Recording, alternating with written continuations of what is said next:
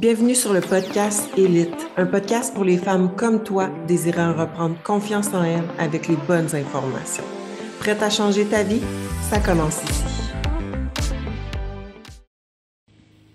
Bon mercredi, ça faisait longtemps que j'avais pas fait un live, donc je sais pas s'il va y avoir beaucoup de monde.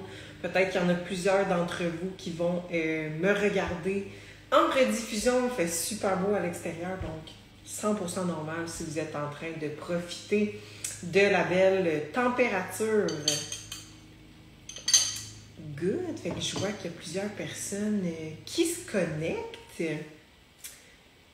Finalement, on va être quand même une couple de personnes. Donc, je suis vraiment contente. Il y en a plusieurs qui m'ont posé des questions. Il a même fallu que j'arrête de les écrire dans ma liste parce que j'étais rendue à une quinzaine de questions. Là, j'étais comme, ouais, je pense que je vais arrêter, sinon mon live va durer 2 heures. Donc, ce que je vais faire, c'est que la semaine prochaine, je referai une boîte à questions pour celles, si vous voyez que je ne réponds pas à votre question ce soir, ou celles qui écoutent en rediffusion qui m'en ont posé une. Si vous voyez que je n'y réponds pas, n'hésitez pas la prochaine fois là, que je vais mettre une boîte à questions à me l'écrire pour que je puisse y répondre. Dans le fond, comment je fonctionne, c'est quand je mets une boîte, je sélectionne dans le fond les premières questions qui me sont posées. Donc, la prochaine fois, là, dépêchez-vous à écrire dans la boîte à questions pour être dans les premières et être certaine que je puisse y répondre. Je viens de voir que j'ai eu une question en anglais. What is your favorite exercise in the gym? OK. Je vais commencer avec les questions en fond de la boîte à questions, puis par la suite, je regarderai les commentaires des personnes qui sont là et on va fonctionner de cette façon-ci. Donc, c'est le fun parce que c'était des questions vraiment mélangées, puis j'ai eu des questions un petit peu plus, comme on va dire, personnelles. Là. Donc, j'aime vraiment ça quand vous me posez ce type de questions-là aussi. Ça vous permet de me connaître un peu plus. Donc voilà. Fait que on va commencer ça. Première question. Il y a quelqu'un qui m'a demandé tout simplement, la première question de la boîte à questions que j'ai mise, c'était « C'est quoi ton repas préféré? » Fait que, OK, fait que je vais les séparer en 2 sections, cette question-là. Là, quel est ton repas préféré? Si on parle je vais dire, comment je pourrais dire? De dans ma routine, mettons. Fait qu'il y a quelque chose que je vais manger quand même assez souvent, qui est bon, tout ça, que je me sens bien, etc. Je vais définitivement y aller avec un déjeuner. Puis, je suis quelqu'un qui aime vraiment le gruau. Honnêtement, là, j'adore les déjeuners, j'adore tout ce qui contient du gruau. Fait que j'aime bien soit des œufs avec mon petit gruau, mes petits fruits, mon beurre d'amande, ou sinon, je me fais une crêpe avec les mêmes ingrédients. Fait que c'est vraiment quelque chose que j'aime, honnêtement. Je mangerais ça là, tout le temps, je pense. Fait que, bref. Fait que, ou sinon des œufs avec muffin anglais ou du pain. Là. C'est vraiment simple, mais je sais pas pourquoi je triple là-dessus. Là. Puis sinon, si on sépare dans un repas plus funky, c'est pas la grosse affaire, là, mais quelque chose de plus funky, j'irais vraiment avec un burger frites, steak frites aussi. J'aime vraiment ça. Souvent, quand je vais au resto, c'est ça que je prends. Ou même un tartare. Donc, surtout le tartare de saumon, là, c'est vous m'avez avec ça. Là. Fait que, voilà. Ensuite de ça, deuxième question. Simplement, combien tu mesures et ton poids? Fait que j'imagine qu'il y en a qui veulent savoir. Donc, moi, je mesure 5 pieds 6 et demi. Donc, pas trop petite, pas trop grande. Je pense que je suis une grandeur moyenne. Puis, mon poids, ça varie honnêtement, mais je suis tout le temps dans ces eaux-là, entre 136 et 138. Donc, je me promène vraiment là, dans ce poids-là pas mal, là, ça varie. Fait que 5 pieds 6 et demi, mon poids varie entre 136 à 138, là, tout dépendant. Troisième question. Donc là, on embarque, mon Dieu, je me suis enfargée dans mon bureau. Quand faire un refeed day? Donc ça, c'est vraiment une bonne question. Un refeed day, dans le fond, ça va être surtout lorsqu'on atteint un plateau dans notre perte de poids, perte de gras, Donc, ça peut être utilisé aussi pour quelqu'un qui a déjà une bonne composition corporelle, puis qui est en maintien, puis qu'elle veut maintenir. Donc, ça peut être intéressant aussi. Surtout si, exemple, on veut augmenter les calories, mais pas nécessairement à chaque jour. Fait que bref, ça va vraiment être... L'utilité d'intégrer un Refeed Day, c'est vraiment lorsqu'on va atteindre un plateau dans la perte de gras ou la perte de poids, ou si on veut éviter justement d'atteindre un plateau puis qu'on voit que la personne peut se le permettre. Parce que qu'est-ce qui arrive dans le fond dans un déficit? Bien évidemment, on baisse les calories, on augmente le cardio, puis qu'est-ce qui arrive, c'est que le corps s'adapte toujours à qu'est-ce que vous lui donnez, qu'est-ce que vous lui faites faire. Fait qu'il va y avoir une diminution de plusieurs fonctionnalités des hormones dans le corps, dont, exemple, l'hormone de la faim, donc la leptine, diminution de tout ce qui est les hormones de la glande thyroïde, tout ça. Fait qu'il va y avoir des diminutions de plusieurs hormones. Il va y avoir une augmentation un petit peu du stress dans certains cas. Il va y avoir une baisse du taux métabolique, fait que du BMR. Des fois, il peut y avoir... Après ça, les autres signes à regarder aussi, c'est la mauvaise récupération, constipation, tout ça. Là, fait que c'est vraiment des problèmes fréquents lorsqu'on est quand même rendu assez bas en calories, que là, on peut intégrer un refeed ou plusieurs par semaine, ou si justement on voit que, bon là, on commence vraiment à être un peu plus basse en calories puis qu'on veut empêcher ça, que ça arrive d'avance, ben là, on va intégrer un refeed day. Je sais voir, c'est tough de savoir c'est quand on atteint un plateau, je trouve. Ouais, exactement. Puis tu sais, il faut juste être réaliste parce que tout le monde veut des résultats pour hier, là. Fait qu'un plateau, là, c'est à partir de 6, 7, 8, 9, 10 semaines que vous ne voyez plus de changement physique, que votre force progresse plus au gym, que votre cardio ne s'est pas amélioré non plus, que par exemple, je sais pas moi, j'aime pas ça me fier juste à ça, là, mais que le poids bouge pas, que si vous prenez vos mensurations, ça bouge pas non plus. Donc, il faut vraiment que ça soit une couple de semaines pour vraiment dire, OK, là, on est dans un plateau. Il faut que la personne suive au moins à 90% aussi avant de dire qu'on est sur un plateau. Donc, il y a toujours plusieurs points à vérifier avant de dire, OK, là, on est sur un plateau. Fait que bref, c'est vraiment là qu'on va intégrer un refeed day.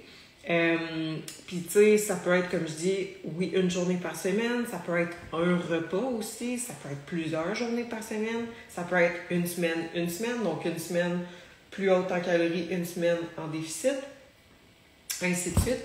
Fait que bref, il y a plusieurs façons d'empêcher ces adaptations-là là, pour briser le plateau. On a tendance à dire ça rapidement, le plateau. Ouais, vraiment, absolument. Fait que, tu sais, il y a tout le temps beaucoup de points à regarder avant de dire qu'on est sur un plateau. Fait que bref, un refeed day, ça sert à ça. Fait que quand l'intégrer, ben, ça va dépendre, tu sais, si tu vois, exemple, que, je vais prendre en exemple ma fille qui est en prep, dans les dernières semaines, était tout le temps constipée. Fait que c'est normal, on augmente le cardio, on baisse les calories de plus en plus bas. Fait que c'est sûr que la digestion peut porter un petit peu à être affectée. Fait que ce qu'on fait, ben ce qu'on a fait dans le fond, c'est là qu'on a intégré les refeed days, puis pouf, ça l'a débloqué. Fait que c'est des petits signes aussi si jamais tu vois que tu es basse en calories puis que tu as des problèmes quelconques, même de sommeil, tout le temps raqué, des trucs comme ça, que ça peut être intéressant. Fait que, donc, voilà. Ensuite de ça, j'ai eu une question. Est-ce que s'entraîner à jeun augmente le cortisol? En fait, tout ce qui est à jeun, donc que ce soit l'entraînement, le cardio, prendre caféine stimulant, c'est vraiment du cas par cas. Ça dépend vraiment de la personne, de son état, de sa personnalité, de son mode de vie, tout ça. Donc, qu'est-ce que je veux dire par là? C'est qu'il y en a pour qui, exemple, s'entraîner à jeun, bien, premièrement, peu importe le type d'entraînement que tu fais, là, fait que musculation, ça va augmenter le cortisol, ça va augmenter ton stress, peu importe quand c'est fait dans la journée. Puis c'est ça qu'on veut en fait. Quand on s'entraîne, c'est là qu'on veut que le cortisol y augmente pour bien performer dans le fond. Fait que c'est 100% normal, mais j'imagine que tu posais la question à savoir si c'est mal que le cortisol il augmente le matin à jeun, donc de s'entraîner à jeun. C'est un peu comme ça que je le prends. Fait que c'est vraiment du cas par cas. Il y en a pour qui, oui, s'entraîner à jeun le matin, on sait que le matin, le cortisol, c'est là qu'on a un pic. Fait que c'est sûr que si on va s'entraîner, on recrée un pic, mais c'est pas mal en soi, tu sais. Fait que ça dépend de la personne. Tu sais, il y en a pour qui ça va être too much de stress s'entraîner à jeun. Ils sont mieux de manger avant puis s'entraîner plus tard dans la journée. Mais il y en a pour qui que c'est là qu'ils sont plus performants, ça va fucking bien. Fait que c'est là qu'ils vont avoir des bons résultats. C'est un peu le même principe pour le cardio. Il y en a pour qui ça va bien fonctionner le cardio à jeun. Il y en a pour qui que non, tu sais, puis ça, c'est en faisant des tests que vous allez le voir. Fait que, tu sais, exemple, j'ai des clientes, mettons, qui ont un tempérament puis une personnalité super relax, donc il n'y a jamais de stress, la vie va bien, etc., etc. Quand il y a un petit stress, ils gèrent bien ça. Bien souvent, ces filles-là, ces clientes-là, ils vont faire leur cardio à jeun, puis ça va tout de suite bien répondre, puis ils vont avoir des super bons résultats. Souvent, le matin, c'est juste que c'est là qu'ils sont plus performantes, puis après ça, ils embarquent dans leur grosse journée de job, donc des fois, c'est moins top. Fait que bref, c'est la même chose pour la caféine aussi. Donc, il y en a qui ont des bienfaits à l'utiliser le matin à jeun. Il y en a d'autres que non, tu sais. Fait que c'est vraiment en faisant des tests puis en vous connaissant, sachant votre personnalité, tout ça, que vous allez voir. Puis, tu sais, quand on fait un cardio à jeun, jamais on veut faire des hits ou courir super vite, dans le fond, là. C'est rare qu'on a des bons résultats, même si vous êtes quelqu'un qui gère bien son stress. Tu sais, l'entraînement en soi, si c'est bien programmé, si c'est bien structuré pour vous, c'est pas comme justement un hit où ce que le cœur il augmente vraiment beaucoup, puis tout ça, fait que c'est correct. Tu sais, votre stress va augmenter pendant l'entraînement, c'est ça qu'on veut, mais ce sera pas too much. Mais encore là, c'est vraiment du cas par cas. Donc, comme je dis, que ce soit caféine, à jeun, cardio à jeun, entraînement à jeun, c'est du cas par cas, ça dépend de vous. Juste aller voir. Est-ce qu'il y a des effets négatifs? Oui, exactement. Je veux juste aller voir. Attends, je vais répondre à ça. Est-ce qu'il y a des effets négatifs? Oui, souvent, pour voir si on ne réagit pas bien, ben souvent, c'est que, exemple, mettons qu'on veut perdre du gras ou perdre du poids ou qu'on veut juste se maintenir parce qu'on aime notre shape en ce moment, bien souvent, c'est que ça va faire l'effet inverse. On va moins bien récupérer, on va augmenter le stress, on va moins bien gérer, on va faire un peu de rétention d'eau, on va être inflammé, on va se taler là, ou on verra plus de progression, dans le fond. Donc, c'est une façon de voir. Avant, je poussais à jeun, mais maintenant, je n'y arrive plus. Je dois manger avant, mais cardio à jeun, c'est OK. Moi, exactement. Tu sais, Josiane, je sais que t'es pas quelqu'un qui est très, très stressé, là, fait que ça va bien. C'est juste que t'es plus performante, dans le fond, plus tard dans la journée.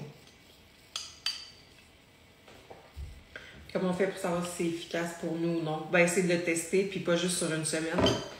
Sur plusieurs semaines. Là, moi, j'aime tout le temps au moins 4, 5, 6, 7, 8 semaines de tests. Fait que normalement, là, mais tu sais, normalement, même après un mois, là, 4 semaines, tu vas voir si ça n'a absolument rien changé ou si ça l'a empiré, mettons, parce que ça peut arriver, tu sais. Fait que, enfin, bref. Voilà pour est-ce que s'entraîner à jeun augmente le cortisol? Oui, comme n'importe quand dans la journée aussi, mais c'est pas fait pour tout le monde.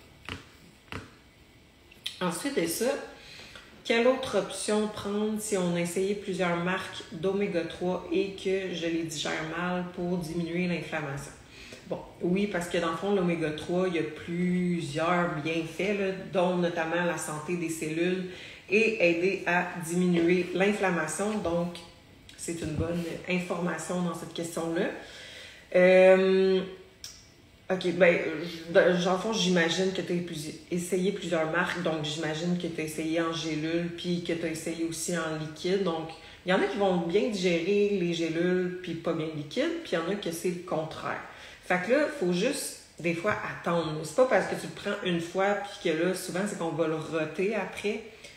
Laisse ton corps un peu s'habituer, là, 1 à 2 semaines, puis ça se peut qu'après ça, ce soit correct. Donc, tu n'as peut-être juste pas attendu assez longtemps. Je sais que c'est désagréable, mais attends, si tu vois qu'après 2 semaines, tu le rotes encore, assure-toi que tu le prends en mangeant, surtout au déjeuner, là. Prends-les pas à jeun. Prends pas ton oméga 3 à jeun parce que c'est sûr que tu vas pas bien le digérer. Prends-le en mangeant. Puis, ensuite de ça, c'est sûr qu'il y a des points à vérifier. Parce que là, ton oméga 3, oui, c'est comme une source de lipides, si on veut. Fait que est-ce que dans ton alimentation, quand tu manges d'autres gras, tu as tendance à mal digérer puis à avoir des rots? Comme par exemple, est-ce que tu manges du saumon puis après ça, tu digères mal puis tu rotes? Est-ce que ça te fait ça quand tu manges des amandes? Est-ce que ça te fait ça quand tu manges du bœuf haché? Fait que essaie de voir s'il y a d'autres éléments, d'autres aliments que tu manges, que tu digères mal, qui sont des aliments gras. Parce que souvent, une femme en haut de 35 ans, qui a eu des enfants, tout ça, elle peut souvent avoir des problèmes au niveau de sa vésicule biliaire, donc au niveau de sa bile. Des fois, ça va être défaillant un peu. Donc, ce que ça va faire, c'est qu'on va pas bien digérer les gras. Puis quand ça arrive, c'est qu'on veut s'assurer de produire assez d'acide pour l'estomac, dans le fond. Fait que ça peut être intéressant de voir si on voit que c'est un problème, puis que juste s'assurer que tu n'as pas de reflux gastrique, là, de mettre une supplémentation de HCl, donc des enzymes, tout ça. Souvent, il y a des enzymes qui contiennent l'HCl. Fait que ça peut être intéressant. Fait que je vérifierais ça là, pour ton oméga 3. J'irais vraiment avec ça. J'ai un S. Alors, si j'ai trop de gras dans mon alimentation, j'ai la difficulté à digérer les gras, mais je prends des enzymes d'ATP. Exactement, les enzymes d'ATP, ils ont du HCl, c'est une super bonne marque. Donc, c'est super bon. Ensuite de ça, que faire si grosse douleur menstruelle? Donc, un petit classique, les SPM sont souvent reliés à, autant les SPM, donc les syndromes prémenstruels, donc avant les menstruations, donc autant les SPM que pendant qu'on est dans nos règles, donc tout ce qui est douleur, exemple les crampes, tout ça, c'est beaucoup relié à la gestion du stress. Là, il me semble que je parle tout le temps de gestion de stress, là.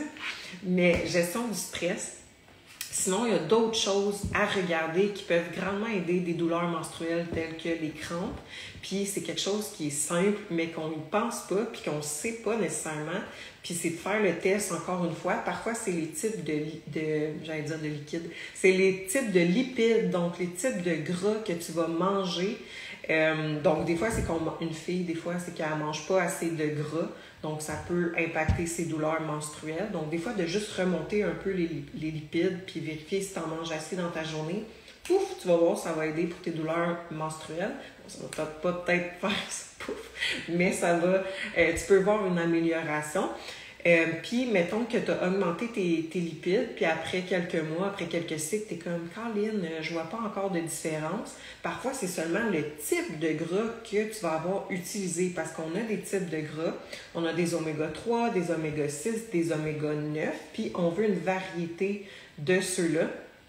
Donc, exemple, tu sais, mange pas juste, exemple, du chocolat noir, mettons, là, parce que ça, c'est juste un type de gras. Fait que si tu vas aller chercher ton oméga 3, t'as pas le choix que ce soit en supplémentation. Oui, t'en as un petit peu dans le poisson, là, mais majoritairement, avec ta supplémentation, oméga 6, t'en as, exemple, dans des noix. Oméga 9, t'en as, exemple, dans de l'huile d'olive, l'huile d'avocat. Fait que, idéalement, mettons, dans ton alimentation, t'aurais ces 3 types de gras-là. Fait qu'exemple, le matin, tu prendrais ton oméga 3, avec ta collation, tu prendrais tes noix. Dans ton dîner, tu mettrais un petit peu d'huile d'olive ou d'huile d'avocat dans ton repas. Donc là, tu aurais une belle variété de tes lipides, puis ça pourrait faire une différence sur tes douleurs menstruelles. Fait que c'est pour ça que, encore une fois, je reviens avec Je suis 100% sur l'alimentation flexible, faire fitter ses macros. Par contre, c'est toujours important de comprendre par quoi on le remplace puis que ça n'a pas nécessairement les mêmes propriétés. Comme par exemple, je le dis souvent à des filles, « Hey, je t'ai mis de l'huile d'olive, essaye le plus possible de prendre de l'huile d'olive pour telle raison. Si ça arrive une fois de temps en temps que tu le changes, c'est pas grave. Mais, il y a une raison pourquoi d'emblée on va mettre quelque chose. Fait que l'huile d'olive, l'huile d'olive, là, des fois, le monde sont comme, ouais, mais je la prends pas parce que je sais pas où la mettre.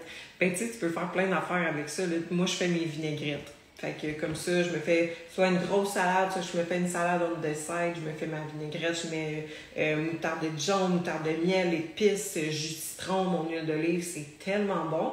Puis je la mange. Faut pas faire chauffer l'huile d'olive parce que vous allez perdre les propriétés. Donc, c'est de trouver une façon que vous aimez de l'intégrer, qu'elle soit pas chauffée pour en retirer tous les bénéfices. Donc, voilà, pour les douleurs menstruelles qui sont très intenses. Parce qu'on ne peut pas enlever la nature. Là. C'est sûr que vous allez avoir des inconforts, mais il y a quand même moyen de les contrôler le plus possible. J'ai la bouche qui s'assèche tranquillement. Ensuite de ça, prochaine question. Quel est le meilleur conseil pour la perte de poids? Le meilleur conseil pour la perte de poids. OK, je vais aller avec si j'avais une chose à conseiller. On dirait que j'en ai trop, là, il faut que je sélectionne dans ma tête. Un conseil, je dirais d'arrêter d'essayer des choses par soi-même. Là, je parle pas des filles qui ont des formations ou qui ont des très bonnes connaissances. Je parle vraiment des débutantes, mais des fois même encore une fois des intermédiaires. Juste, faites pas les mêmes erreurs que moi. Là. Moi, je me souviens quand vous l'avez 10 ans, 9-10 ans, j'allais tout le temps voir sur Google. Puis j'essayais plein d'affaires. Puis là, de nos jours, tu sais, moi, vous l'avez 9-10 ans, les réseaux sociaux, Instagram, là, c'était le vieux modèle d'Instagram. Là. Je sais pas s'il y en a qui regardent puis qui se souviennent de ça. Là. Le vieux Instagram, là, il n'y avait pas de story, c'était genre bleu. Seigneur, il y avait on mettait tout le temps les gros filtres. C'est le bon vieux temps.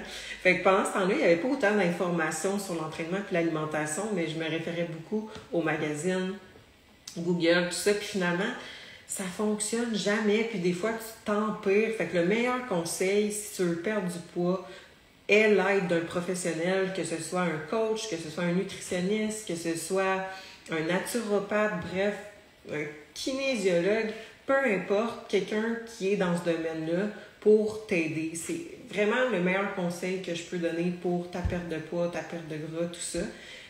Puis même pour quelqu'un qui est quand même qui est quand même avancé, là, tu sais, vous le voyez pas mal tous les coachs que vous suivez ont des coachs aussi, puis comme moi je suis 100% pour ça, là, tu sais, j'ai arrêté de le faire puis je le fais pas encore, là. Dès que je veux essayer quelque chose, je vais en discuter avec mon coach avant, je vais être comme « Hey, ça c'est bon pour moi, tu penses, tu sais? » Puis des fois, il va me dire « Ah ben oui, c'est une bonne idée », puis des fois, il va faire « Ouais, non, je pense pas que c'est une bonne idée. » Fait que bref, c'est vraiment le meilleur conseil que je peux donner.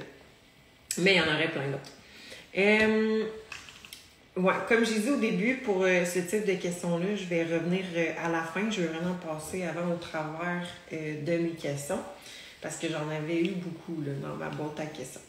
Tout à fait d'accord. Après 10 ans dans le domaine, j'en apprends encore toujours avec toi. On suit le plan de la coach. Yes! Juliane, excellente exemple. Puis Josiane aussi, je ne sais pas si elle regarde encore. Mais effectivement, exactement, Juliane, c'est vraiment une bonne exemple. Bon, je reviens à mes questions. Combien de repas par jour doit-on prendre en perte de poids? Là, je me souviens plus c'est la dernière fois que j'ai fait... Ok, non, c'est dans une autre affaire. faut pas que je parle trop. Ça fait... Ok, bon, je suis en train de m'éparpiller, là, on dirait que des fois, parce qu'il y a tellement d'affaires qui s'en viennent, fait qu'il faut pas que je parle trop. Bref, combien de repas doit-on prendre en perte de poids? La réponse, c'est qu'il n'y a pas de repas précis. Ça va encore une fois varier beaucoup selon la personnalité de la personne. Est-ce qu'on a des problèmes de glycémie, donc de l'hypoglycémie, de l'hyperglycémie, parce que ça, des fois, ça peut aider selon le type de repas qu'on va manger. Ta gestion de stress, ton horaire, as-tu des enfants? Fait qu'il y a tout ça à tenir compte pour le nombre de repas qu'on va manger, mais que tu en manges 6 ou que tu en manges 3. Le plus important, c'est de regarder comment tu digères, c'est de regarder ton énergie dans la journée. Puis, au final, ça va être le nombre de calories que tu vas ingérer. Fait que ce soit pris en 6 repas ou que ce soit pris en 3 repas. L'important, si, exemple, tu veux perdre du gras, perdre du poids ou même prendre la masse musculaire, ça va vraiment être le total de calories que tu vas ingérer, la qualité des aliments, tout ça. Fait qu'il n'y a pas de nombre de repas précis. Puis, ça va être l'horaire de repas, dans le fond, parce que, tu sais, ton cycle circadien, c'est pas juste ton sommeil, c'est aussi ton meal timing. Puis, c'est un gros point dans votre processus, le meal timing, de manger aux mêmes heures le plus possible. Puis, tu sais, votre corps va vous envoyer des signaux de faim tout seul, automatiquement. Tu sais, si normalement vous êtes habitué de manger à telle heure, puis que là, vous approchez votre repas, vous allez commencer déjà à avoir un petit sentiment de faim. Votre corps, il sait que vous vous apprêtez à manger, il vous envoie des signaux. Fait que c'est vraiment plein de petits éléments à tenir compte qui va faire en sorte que tu vas être capable d'avoir de la constance puis d'adhérer à ton nombre de repas que tu vas avoir dans ta journée, qui va te permettre d'avoir ton nombre de calories, qui va te permettre d'avoir les résultats que tu veux atteindre. Fait que, exemple, moi, j'ai déjà fait du 6 repas. Dans ce temps-là, ça me convenait. Maintenant, j'aime pas ça, faire du 6 repas, parce qu'évidemment, mes repas vont être plus petits. Puis on dirait que je suis tout le temps laissée sur ma faim. Fait que maintenant, j'aime mieux avoir moins de repas. Moins, tu sais, on parle de 1 repas de moins. Là. Je mange 5 fois dans une journée. Mais c'est des plus gros repas, justement, parce que je suis venue disperser mon 6e repas dans mes autres. Fait comme ça, je mange, je me sens rassasiée. Je peux toffer un 4-5 heures sans manger. Mon énergie est stable, tout ça. Fait que bref, il y a plein de facteurs à tenir compte. Mais au final, c'est ce qui va convenir le mieux à toi, selon ton état, selon ton objectif, selon ton mode de vie. Fait qu'on va venir moduler ça. Voyons, j'ai bien de la misère à soir avec mon assèchement de la bouche. Je pense que j'ai eu trop de rencontres aujourd'hui. En fin de journée, j'ai tout le temps la bouche sèche. Fait que c'est ça, combien de repas. Puis, OK, bon, je vais le dire, là, ce que je m'en allais dire au départ, c'est que, comme vous savez, le 1er août, on sort le e-book pour nos clientes. Ça va être avant, le e-book de recettes. Puis, il y a dans les pages, quand vous allez aller télécharger le e-book, j'ai fait une capsule en lien avec le meal timing. Donc, je vous explique pourquoi c'est important. Puis, je vous explique mon exemple à moi, donc à l'aide d'un tableau, puis tout ça. Fait que j'étais bien contente de ma petite capsule. Fait que vous la regarderez, elle dure environ 10 à 12 minutes. Là, fait que voilà. J'adore. Oh, attends une minute. Là. Ma vision a beaucoup changé au fil des années aussi. Ouais, exactement. Juste dans la dernière année, Josiane, ton thinking a beaucoup changé. J'adore 6 repas, surtout la collation du soir. Exact, parce que toi, ça fonctionne super bien pour toi. Fait que, tu sais, peut-être qu'un jour, ça va changer, mais pour l'instant, c'est quelque chose que tu aimes, que tu es capable d'adhérer, que tu digères bien, tout ça. Fait que c'est une bonne formule. Mais c'est pas vrai qu'en mangeant 6 petits repas, ça va accélérer votre métabolisme. Ça n'a aucun lien. Bon, point la ligne. Ensuite de ça, une autre petite question plus personnelle. Pourrais-tu nous faire, personnel, c'est pas full personnel, pourrais-tu nous faire un haul épicerie? Donc ça fait vraiment une couple de semaines, la dernière fois que j'en ai fait un. Puis oui, si j'y pense, je vais y penser. Il ne faut vraiment pas que j'oublie. En fin de semaine, quand j'irai faire mon épicerie, je vous ferai un petit épicerie haul, ça va me faire plaisir. Vous allez voir, tu sais, mes aliments, ça revient pas mal au même la plupart du temps. Fait que des fois, je suis comme, il me semble que c'est tout le temps la même affaire, mes épiceries haul. Mais j'essaierai au pire d'aller chercher quelque chose de différent que je vais pouvoir faire fitter dans mes lunchs, puis tout ça. Fait que je vous reviens avec ça pour un épicerie haul. Bon, après ça, quels sont tes trucs lorsque ta cliente adhère plus ou moins aux structures? Ouais, c'est ça. Quels sont tes trucs lorsque ta cliente adhère plus ou moins aux structures ou ne suit pas? Bon, c'est ça. Fait que ça, dans le fond, c'est une coach qui me l'a écrite. Fait que ça, c'est vraiment, vraiment, vraiment une bonne question parce que ce qui est important, en fait, c'est de moduler, je leur ai dit encore, là, de moduler le plus possible à la cliente. Fait que la plupart du temps, c'est sûr que, bon, j'ai fait une capsule là-dessus justement cette semaine sur l'identité. Parce que, tu sais, on parle tout le temps de la fameuse pyramide que vous avez probablement déjà vue. J'en ai déjà parlé, ça fait longtemps que je n'en ai pas parlé, mais il y a beaucoup d'autres coachs aussi qui en parlent de la pyramide. C'est exemple, ici, tu as la constance, l'adhérence. Après ça, exemple, tu as la nutrition, l'entraînement, tatati, tatata, puis en haut, tu as les suppléments. Mais en bas de ça, le plancher de votre pyramide, on va dire la terre, là, où ce que tout pousse, ben c'est votre identité.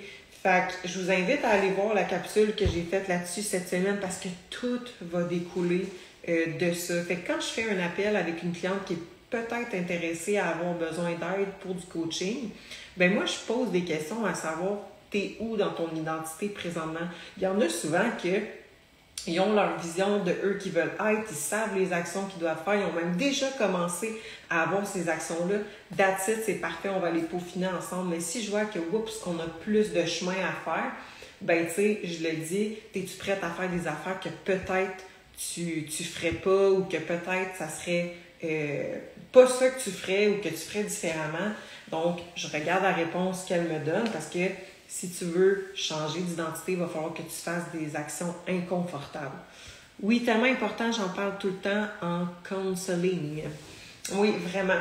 Fait que c'est vraiment le changement identitaire. Donc, c'est de vérifier avec tes clientes, est-ce qu'ils ont ce changement identitaire-là ou pas du tout? Parce qu'il y en a qu'il faut partir de loin. Puis en tant que coach, on n'a pas nécessairement des formations pour ça. Fait que tu sais, c'est de faire un peu de PNL, développement personnel, tout ça pour avoir des outils, mais reste qu'on n'est pas des psychologues. Fait que si je vois que vraiment avec tout ce que j'essaye, je suis pas capable de changer son identité, ben tu sais, je vais le dire, là, je vais l'orienter vers un psychologue ou peu importe qu'est-ce qu'elle a besoin d'aide.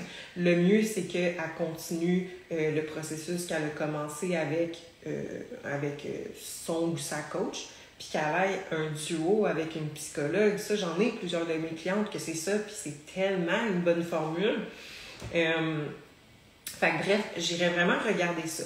Par la suite, il y a d'autres points aussi à vérifier, là. Autre chose que ça, là, mis à part l'identité, là, ben, est-ce que tu as une bonne communication avec tes clientes? Est-ce que tu leur demandes tout le temps, hey, y a-tu des choses que tu n'as pas aimées? Y a-tu des choses que tu as plus aimées? Y a-tu. Fait que bref, vraiment une question de communication à savoir, ben, si elle ne suit pas tes affaires, c'est-tu parce que si elle déteste qu'est-ce que tu y as mis? Tu sais, il faut que tu le saches. Bref. Fait que moi, c'est tout le temps les questions que je pose dans mes suivis. Hey, t'as-tu aimé ça? Ouais, non, tatati, tatata. Je dis pas qu'il faut tout le temps qu'elle aime qu'est-ce qu'elle fasse. Tu sais, il y a des exercices que ça se peut que t'aimes jamais, mais qu'on va trouver une façon quand même que tu puisses les faire, que tu puisses les aimer, tatati, tatata. Tu sais. Fait que bref, c'est vraiment une question de communication, de moduler encore une fois le plus possible. Puis de y aller tranquillement, étape par étape, là, pour qu'elle soit capable d'adhérer à la structure que tu veux y faire faire.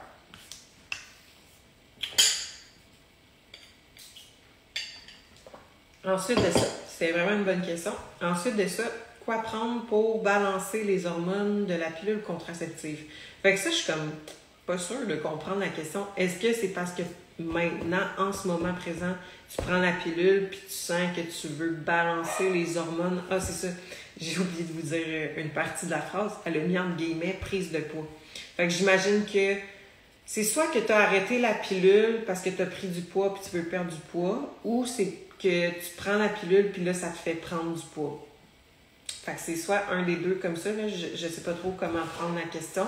Quoi prendre pour balancer les hormones de la pilule contraceptive? En parenthèse, prise de poids. Ben, tu sais, c'est sûr que quand on parle de contraceptif hormonal, on met des fausses hormones, OK? Fait que c'est sûr qu'il peut avoir des effets secondaires, fait que tu peux pas aller à l'encontre des fausses hormones que tu donnes à ton corps. Par contre,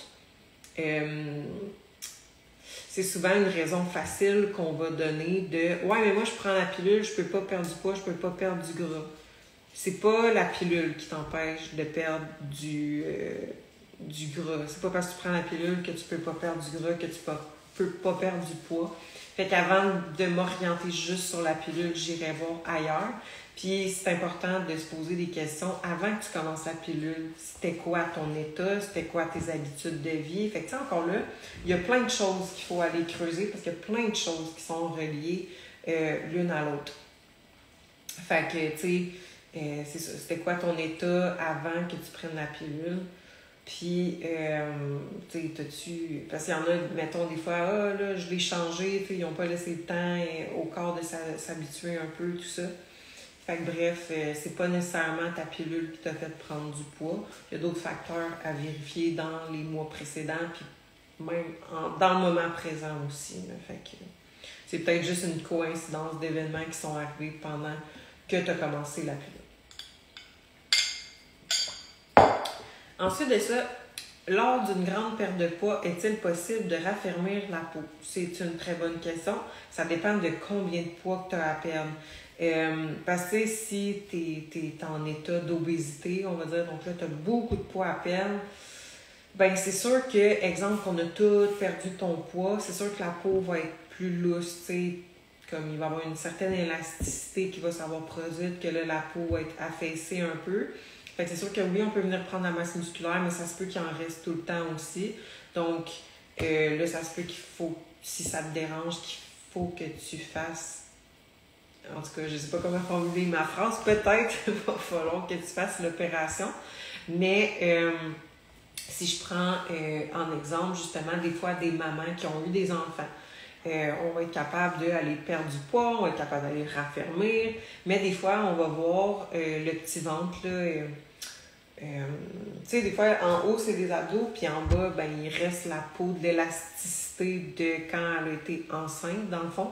Fait que même si on perd du poids, ben, cette peau-là peut rester. Fait que souvent, allô? Fait que souvent, il va falloir aller faire une abdominoplastie. Donc, j'en ai des clientes que c'est ça qu'ils ont fait, dans le fond. Parce que, tu sais, on perdait du poids, tout ça, la shape super belle, mais il restait tout le temps ça. Fait qu'ils allaient faire l'abdominoplastie. Faut faire attention, si vous faites une abdominoplastie, c'est pas « Oh yeah, je peux me remettre à manger n'importe quoi puis arrêter de m'entraîner. » Non, parce que vous allez reprendre votre poids même si vous avez eu l'abdominoplastie. Fait que c'est important de continuer vos bonnes habitudes. Fait que, comme je dis, on a beau faire des abdos puis le corps est super lean, tout ça, il y en a vraiment qu'à cause qu'on était enceinte, ben il va rester tout le temps le ventre qui vont les déranger, tout ça. Puis sinon, ben, mettons, tu sais, ça dépend là, de ta question. C'est quoi pour toi une grosse perte de poids? Tu sais, on parle-tu juste de 10 livres? Parce que si c'est de 10 livres, puis que, bref, c'est ça, tu dis que ça te dérange, ben oui, en prenant de la masse musculaire, c'est un body recomp, t'auras plus de petites peaux, là. Tellement pertinent et intéressant tout ce que tu dis. J'adore ton contenu, lâche pas. Merci beaucoup, ça me fait plaisir. J'aime ça vous faire des petits lives, même si je parle toute seule tout le long. Ben, au moins, quand vous m'écrivez des commentaires, je vois que je ne suis pas seule. Ensuite de ça, une autre question. Combien coûte un forfait d'entraînement et nutrition avec toi? Ça dépend toujours des besoins de la personne, ça dépend du type de suivi que tu as de besoin. Fais juste m'écrire en message privé, puis on va faire une petite rencontre ensemble, tout simplement parce que ça peut varier d'une personne à l'autre. Ensuite de ça, je vous l'avais dit, hein, il y avait beaucoup de questions dans ma boîte à questions. Des suggestions de hits, j'ai cru comprendre que tu avais intégré ça. Oui, effectivement, j'ai intégré ça. Des hits, ça peut être des hit workouts, il y en a une panoplie sur YouTube. Moi, comme je dis à mes clientes, quand je veux qu'elles en intègrent, tu vas sur YouTube, t'écris le temps que tu as besoin de faire. Fait qu'exemple, 15 minutes. T'écris l'intensité que tu veux, fait que high intensity, moderate intensity, low intensity. Tu peux écrire no jumping. Moi, je déteste sauter. No jumping. Puis là, tu vas en avoir vraiment beaucoup qui vont sortir, puis tu en sélectionnes un. Fait en général, ça se ressemble pas mal tout. Il y en a qui reviennent pas mal souvent du pareil au même. Puis sinon, des hits, ça peut être en fait des intervalles de course ou, exemple, sur le Stairmaster, exemple. Fait que ton intervalle, c'est qu'exemple, tu vas courir pendant 1 minute, tu vas marcher pendant 30 secondes à 1 minute. Tu vas courir pendant 1 minute, tu vas marcher de 30 secondes à 1 minute, ainsi de suite. Fait que ça aussi, c'est un type de hit, c'est un type d'intervalle. Ensuite de ça, fait que moi, c'est ça que je recommande si jamais je veux faire ça. Est-ce que la créatine augmente le rythme cardiaque comme la caféine? Bon, là, c'est sûr que je ne suis pas allée voir plus profondément, exemple, des études ou quoi que ce soit, mais j'ai jamais entendu dans mes formations que la créatine pouvait augmenter le rythme cardiaque. J'imagine que peut-être, là, je dis ça sous toute réserve, peut-être que si quelqu'un a des problèmes cardiaques puis qu'il en prend, peut-être que ça peut, mais sinon, j'ai jamais entendu ça de ma vie. Comme la caféine. Fait que non. Parce que, tu sais, oui, la caféine, ça peut augmenter le rythme cardiaque. Il y en a même que ça va les mettre dans un état d'angoisse, dans un état de stress. Ça revient un peu à ce que je disais au départ pour le cardio à jeun, caféine à jeun. Fait que caféine à jeun, pour quelqu'un qui est stressé, peut-être pas la meilleure des idées, tu sais. Fait que c'est encore une fois une question que c'est propre à chacun, mais pour vrai, j'ai jamais entendu dire que la créatine, ça augmentait le rythme cardiaque comme la caféine. Fait que, voilà. Et pour la dernière question, qu'est-ce qui est équivalent à un scoop de protéines? J'imagine que la personne voulait savoir. Exemple, que dans ton scoop de protéines, tu as 25 grammes de protéines. Ben, ce que tu veux faire, c'est remplacer tes protéines par tes protéines. Comme exemple, si tu veux remplacer des glucides, tu vas remplacer par d'autres glucides, lipides par d'autres lipides. Fait que si tu veux remplacer ta scoop de protéines, normalement dans une scoop de protéines, on a de 25 à 30 grammes de protéines en général. Donc, tu peux remplacer par n'importe quelle autre source de protéines. Fait que, exemple, la viande, du fromage aigre, du yogourt grec, des œufs, du fromage cottage, du beef jerky, peu importe ce que tu veux qui est une source de protéines, puis tu vas prendre le nombre que tu as besoin. Fait qu'exemple, ta scoop de protéines, comme je dis, c'est entre 25 à 30 grammes de protéines. Fait qu'exemple, 25 grammes de protéines via la viande. Normalement, c'est environ 120 grammes de viande maigre. Fait que le bœuf haché, tu sais, il y en a un petit peu moins là-dedans, mais rendu là pour la viande, moi je suis pas quelqu'un qui se casse le basic, là. Fait que prends le nombre que tu as besoin. Fait qu'en général, une scoop de protéines, c'est 25 grammes de protéines. Fait que tu te dirigerais environ vers, exemple, 120 grammes de viande ou n'importe quelle autre source de protéines, comme par exemple du fromage allégro. Si je ne me trompe pas, c'est environ 75 grammes pour équivaloir à ton 25 grammes de protéines, ainsi de suite. Fait que ta scoop de protéines, tu peux la remplacer par n'importe quoi d'autre. Qu'est-ce qui est équivalent? Ben, c'est d'utiliser des applications, c'est de faire des produits croisés ou, exemple, moi, pour mes clients, ils ont une liste d'alternatives que s'ils l'utilisent sur leur ordinateur, le calcul est déjà fait. Fait qu'ils n'ont pas besoin de se casser la tête, ils font juste changer dans la petite liste, puis ça change automatiquement. Donc, puis pour vrai, les produits croisés, là, je suis capable de le faire. Puis juste pour vous dire, là, j'ai même pas mes maths de 5. Fait que si moi, qui n'ai pas des mathématiques de secondaire 5, je suis capable de faire un produit croisé pour faire fitter mes macros, n'importe qui dans ce monde est capable. Je déteste les chiffres, puis je suis capable de le faire. Fait que c'est juste de se pratiquer à le faire. Fait que des fois, ben, tu sais, t'as pas nécessairement tout le temps envie d'aller voir sur Google, puis là, d'aller dans ta liste, puis tatata. Ben, tu vas être à l'épicerie, tu vas être comme, OK, je fais mon produit croisé, tu prends ta calculette, bon, that's it, c'est fait. Fait que, voilà. J'ai les jambes finies et demain, encore des jambes. Yay! Pour celles qui se demandent, Josiane, c'est ma cliente. Jabeux, c'est genre, hey, en passant, Josiane, j'ai fait ton nouveau plan d'entraînement aujourd'hui. Je vais te le poster demain ou vendredi. Tu vas pas m'aimer encore. Peut-être, ben, tu vas m'aimer, mais dans un sens, non. Mais bref, puis pour tes épaules aussi, puis ton dos. Fait que, bref. Hors sujet, mais voilà. Fait que ça fait le tour des questions. Hey, ça fait déjà 45 minutes que je vous jase ça. Comme je vous ai dit, j'en avais tellement, puis c'est fun. J'aime ça quand vous m'en posez, j'aime ça quand vous participez. C'est juste qu'à un moment donné, si j'y réponds à toutes, ça finira jamais. Fait que, dans le fond, comme je vous dis, si je n'ai pas répondu à votre question, la semaine prochaine, je vais remettre une boîte à questions. Dépêchez-vous à aller répondre. Tu sais, normalement, là, juste pour vous donner une idée, la semaine prochaine, le live, je vais le faire le mardi par contre. Je ne le ferai pas le mercredi. Fait que le live va être le mardi à 19h. Fait que normalement, je mets une boîte à questions soit la veille ou la journée même, ou des fois les deux, comme j'ai fait cette semaine. Fait que vous avez 2 occasions de mettre votre question. Puis moi, je prends les 10 à 15 premières questions. Fait que faut juste être vite sur notre téléphone si vous voulez que j'y réponde. Ou sinon, pour vrai, écrivez-moi en DM. Ça va juste me faire vraiment plaisir de regarder vos questions et d'y répondre aussi. J'ai hâte. Yes! Fait que that's it pour le live. Ça faisait vraiment longtemps que je vous avais pas parlé. Donc, merci de regarder. Merci de partager si ça vous a aidé aussi à une amie. Puis, on va se parler là, la semaine prochaine, mardi prochain, comme je vous dis, ça va être le prochain live. Pour mes filles dans le groupe Facebook privé, ça va être le lundi, comme à l'habitude. Puis, that's it, restez à l'affût. Le e-book sort le 1er août, comme je vous ai dit. Donc, plusieurs recettes qu'on a testées, puis c'est délicieux. Vous allez pouvoir faire fitter ça dans n'importe quelle structure alimentaire. Et voilà, donc il fait super beau, fait que je vous invite aussi à aller faire vos pas, donc aller prendre une bonne petite marche santé à l'extérieur et on se dit à la semaine prochaine.